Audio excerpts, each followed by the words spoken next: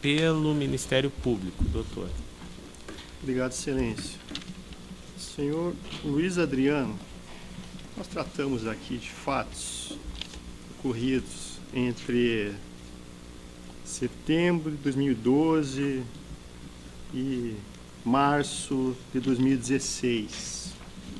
Esses fatos teriam ocorrido junto à empresa Madeiro, nos seus estabelecimentos situados em Balsa Nova e depois em Ponta Grossa, Paraná. Sobre esses fatos, o senhor já prestou um depoimento à autoridade policial no passado, em março do ano passado. Nesse período que eu referi para o senhor trabalhava ou trabalha ainda para essa empresa Madeiro? Trabalho. Qual que é o cargo que o senhor desempenhava na época e agora? Então, na época eu era gerente de produção. E hoje, atualmente, eu sou diretor da fábrica e sócio. Tudo bem.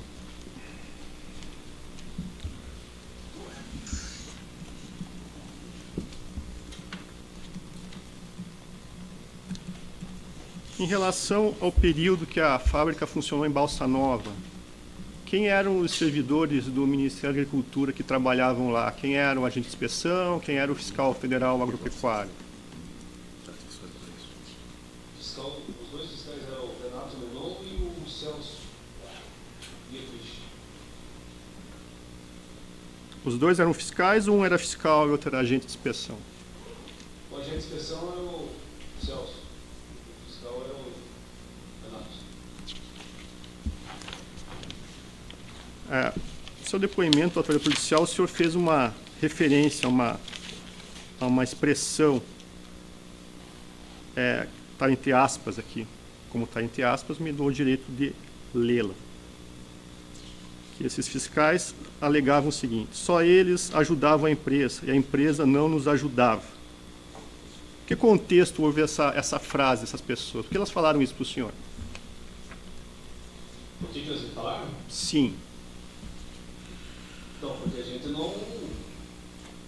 Como que eu vou explicar, professor? Como a gente trabalhava, como nós trabalhamos sempre dentro da legalidade, 100% correto, porque a gente trabalha com frigorífico, a gente produz para nós mesmos. Nós não vendemos para terceiro. Então, eu não tipo, vamos dizer assim, quando eles me falavam isso, eu não entendia também o que seria, sabe? Que ajuda que eles queriam no início, sabe? E quando que o senhor começou a entender o que seria essa ajuda, então? Comecei a entender quando eles foram mais claros. Qual clareza é essa? O que eles falaram para o senhor? Que a ajuda seria financeira. E por que a empresa precisava ajudar eles com dinheiro? Na verdade, nós não precisávamos ajudar eles, diziam que precisavam de uma ajuda de custos, uma ajuda para eles. Nós não precisávamos ajudar, porque o serviço de inspeção federal a gente não precisa pagar. E a empresa, através do senhor, aceitou pagar? Depois de muita pressão, começou a pagar. Descreva essa pressão. Pressão era quantidade de exigências, uma delas foi parar as atividades durante o meio-dia de trabalho no frigorífico, entender a função. Quem que parou a atividade da empresa? Qual dos dois? Os dois ou um deles? Então, quem parou foi o Celso, mas eu perguntei para o Celso no mesmo dia e ele me falou que foi a mando do senhor Renato. O senhor narra aqui no seu depoimento um termo técnico. Relatórios de não conformidade. O que é isso e isso era elaborado lá? Como é que acontecia a elaboração desses relatórios aí? Então, esse relatório de não conformidade era quando se encontra alguma coisa que não está dentro da normalidade. Por exemplo, nesse caso, quando se estava uma lâmpada queimada, por exemplo, aplicava-se uma RNC, relatório de não conformidade. Mas alguma outra, tipo, seja, o que eu vou dizer, professor, qualquer coisa assim que pudesse, vamos dizer assim, uma carne no chão, que na hora do processo pode cair, sabe, se emitia relatório de não conformidade. Mas esses relatórios tinham razão de serem elaborados ou havia algum exagero? Pergunta da opinião no contexto dos fatos. Então, no caso, por exemplo, de uma lâmpada queimada, não tem muito fundamento, porque se na hora que o fiscal está entrando, por exemplo, o agente está entrando, queima a lâmpada, existe um tempo até a equipe de manutenção entrar para fazer o trabalho, sabe? Então, mesma coisa, por exemplo, um retalho de carne no chão, está dizendo que está sujo na fábrica. Existe um tempo hábil para que a pessoa que está fazendo a limpeza possa ir até o lugar e fazer a coleta dessa carne e descarte no lixo orgânico. E os exageros. Muito bem. Além dessa ajuda financeira que o senhor referiu, esses servidores públicos pediram, exigiram alguma outra coisa? Antes do dinheiro era carne. Como é que acontecia essa questão de carne aí? Desculpa, doutor, eu entendi. Como é que acontecia essa questão de carne? A carne, assim, quando a gente recebia uma determinada mercadoria, a gente sempre recebe a filé mignon, são cortes já porcionados, pré-cortes, picanha, chorizo, filé mignon. Então a gente não faz desossa na fábrica, nunca fizemos esse trabalho de desossa. Então eles chegavam lá e no começo eles pediam a carne. Aí a gente ficava meio sem ação ali e eu consultava a diretoria e disse, não, se for uma carne só não tem problema, sabe? Então a gente acaba cedendo ali uma, duas peças. Depois isso foi aumentando, sabe? Aumentando para que patamar? Chegava assim, semana de 2, 3 vezes, né? Eles pegavam carne. Eles, o senhor fala, os dois? Os dois. O Celso e o Renato? Isso. O Renato ele ia com pouca frequência, né? Quem ficava mais era o Celso. Então, às vezes o Celso pegava, não sei se pegava para ele ou para outra pessoa, não sei. O senhor viu o Renato Menon receber essas carnes? Uma vez ele foi lá e pegou a carne. Tá? Isso eu mesmo não tenho. E sobre ajuda financeira? O senhor disse que não estava aceitando pagar essa ajuda. E depois resolveu pagar. Por quê? Então, até onde eu consegui segurar, onde a empresa conseguiu segurar, a gente não pagou. A gente sempre foi dando a negativa para eles. Sempre negativo. Aí quando teve esse episódio de fechar o frigorífico ali, meio período, a gente sentiu que realmente eles estavam com uma pressão muito forte em cima da gente. Aí a gente acabou cedendo. O senhor conversou com os seus superiores sobre esse assunto? Eu comentei, falei, nunca eu fiquei com essas tendências grandes e nunca ficou comigo não. Eu passei para os superiores. Passou para quem? O que eles disseram? Não, na época que trabalhava com nós era o Homero, sabe, que era o nosso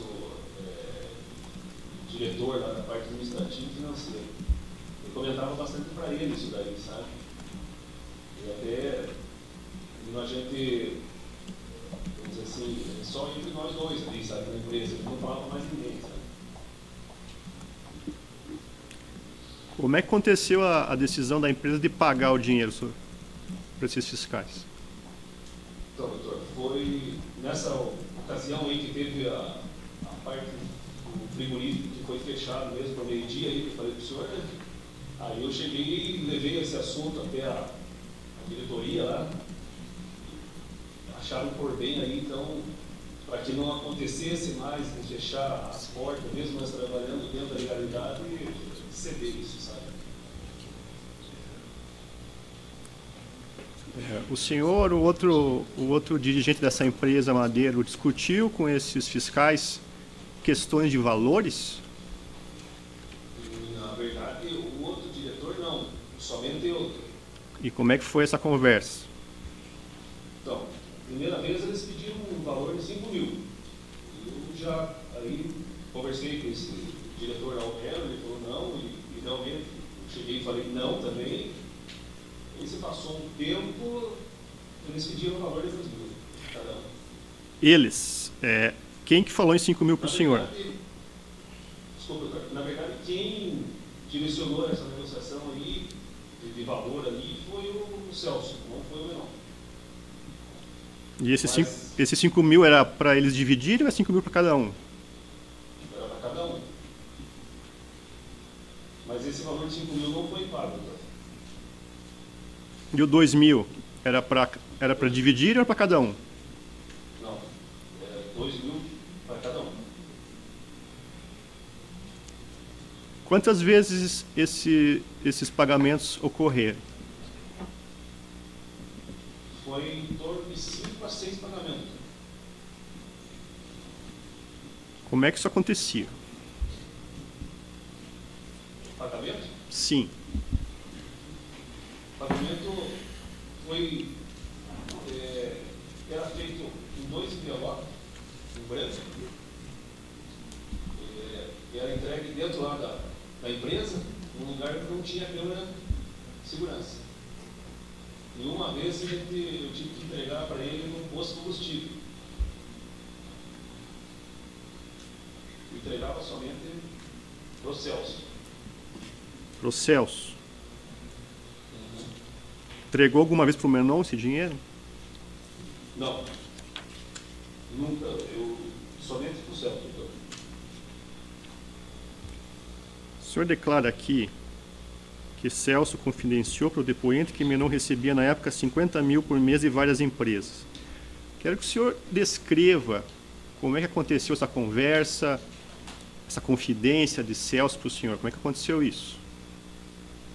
Então, doutor, teve uma ocasião que eles discutiram lá na fábrica, e daí, depois que o Menon foi embora, ele veio conversar comigo e me confidenciou isso para mim, sabe? Eu fiquei assustado com isso também, sabe? Foi uma situação assim.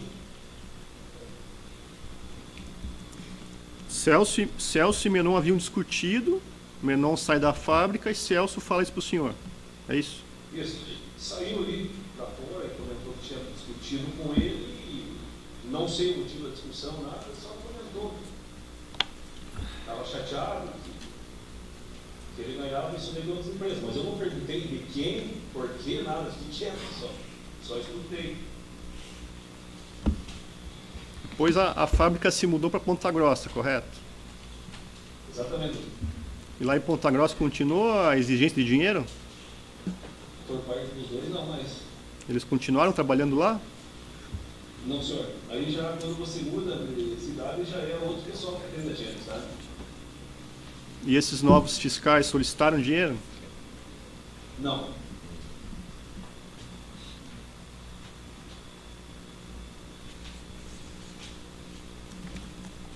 Agora perguntar para o senhor uma outra coisa aqui.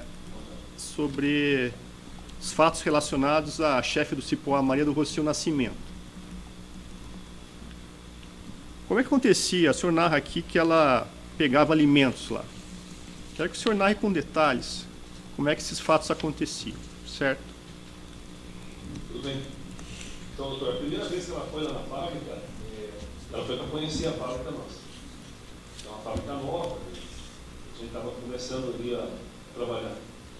Quando ela entrou dentro da fábrica, ela ia observando o processo da produção, etc. Mas quando ela via que a gente estava produzindo um determinado produto, ela pedia.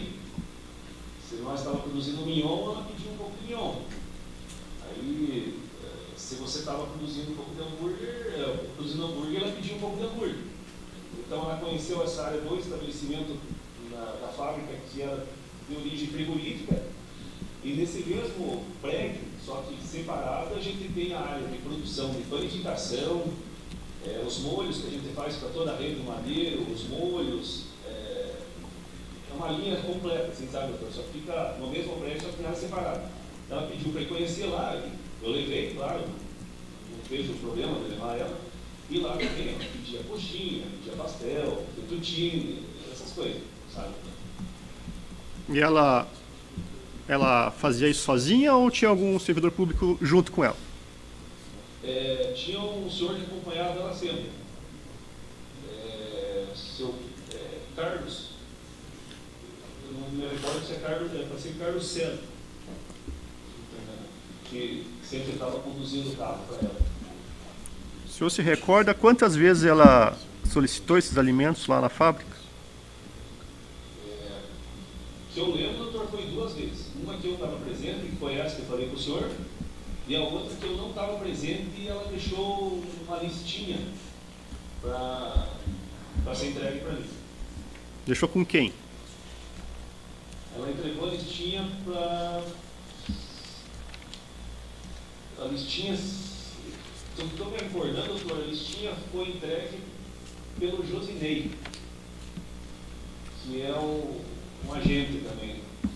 Agente de inspeção. Que era um agente que ele cuidava ali, ele estava locado na nossa fábrica ali, sabe? Ele que me entregou a listinha na mão. O que ele falou? Ele só entregou e pediu, falou que a Maria solicitou aqueles produtos, só, mais nada, assim, sabe? E vocês providenciaram? Então, daí a gente separou os produtos, tudo e entregamos para ele. Daí. Josenei. Isso, para ele levar para a Maria. Certo. Por fim, o senhor narra aqui em seu depoimento que houve contatos telefônicos e que esses servidores, Maria, Carlos César, queriam agendar uma reunião com o senhor. Sim. Peço que o senhor narre como é que aconteceram esses contatos, quais foram os motivos, se essa reunião ocorreu e por que não, se aconteceu, o que aconteceu na reunião. Por favor. Então, doutor, as reuniões não aconteceram porque eu não estava presente no momento lá na fábrica. Nesses 2 dias eu tive uns problemas, tive que resolver e não pude estar presente lá. Então, o Josinei, na época, ele veio conversar comigo e falou que a doutora Maria ficou muito aborrecida por não ter me encontrado. E ela foi um pouco grosseira até com os funcionários que trabalham no local, pessoas que não tinham nada, estavam separadas, totalmente separadas, foi bem estúpida, sabe assim? E eu não estava no local, então ele pediu que eu tinha que estar no local, porque ela precisava falar comigo e realmente eu não pude estar presente por um motivo particular. Qual que era o assunto dessa reunião? Qual a necessidade de falar com o senhor? Então, doutor, até hoje eu não sei, porque eu fui atrás disso, sabe?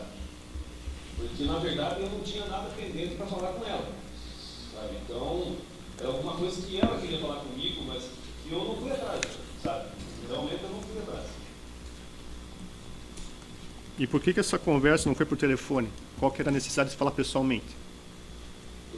Doutor, não sei. Juro para o senhor que eu não sei, porque o telefone meu lá tinha. Isso aconteceu lá em Ponta Grossa? Exatamente, foi em Ponta Grossa.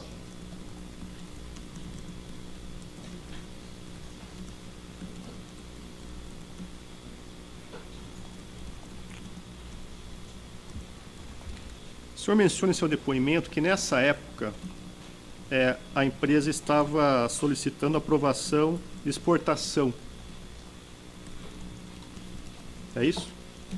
O senhor tem que responder com palavras. Nessa época, doutor, nós tínhamos solicitado para entrar na lista de exportação geral e nós já tinha sido aprovado.